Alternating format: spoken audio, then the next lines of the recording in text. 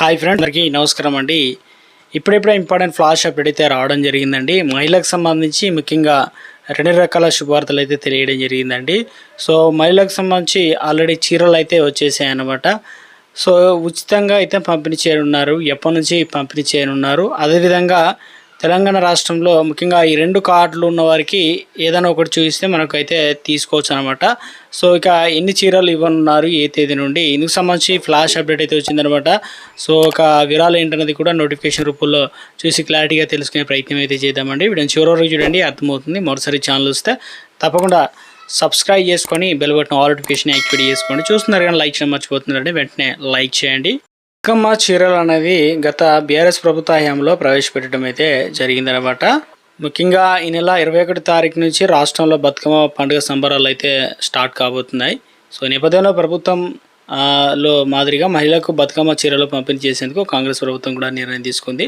So ఇందుకు సంబంధించి ఇందిరా మహిళా శక్తి పథకం ద్వారా అక్కచెల్లెళ్లకు మీ రేవంత్ అన్న కానుక పేరిట చేనేత చీరల పంపిణీ అయితే ప్రభుత్వం అయితే సిద్ధం కావడం జరిగిందండి.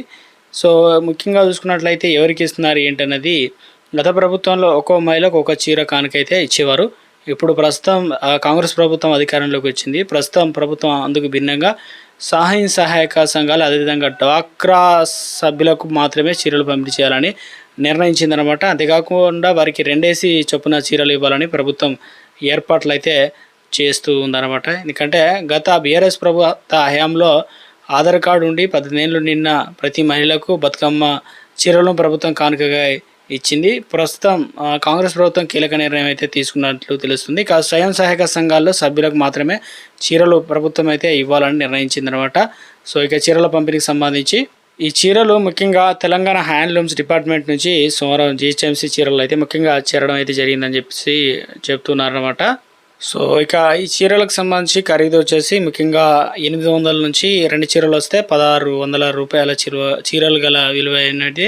అదేవిధంగా ఇందులో భాగంగా చేనేత జౌలి శాఖ సో ఆధ్వర్యంలో చీరలు అనేది విడతల వారిగా జిల్లాలకు అయితే అందిస్తున్నారనమాట. ఇప్పటికే కొన్ని జిల్లాలకు అయితే రావడం జరిగింది, ఖమ్మం జిల్లాకి అయితే వచ్చాయన్నమాట సహాయ శాఖ జిల్లాలకు సంబంధించి.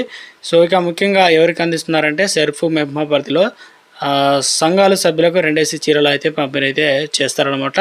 సో ఎలా చేస్తారు ఏంటంటే 2 ఇస్తారనమాట. ఒకటేమో బతుకమ్మ పండుగ ప్రారంభానికి 1 ఇస్తారు, తర్వాత వేడుకలు మొదలయ్యాక ఇంకొకటి అందించినట్లయితే తెలుస్తుంది అనమాట.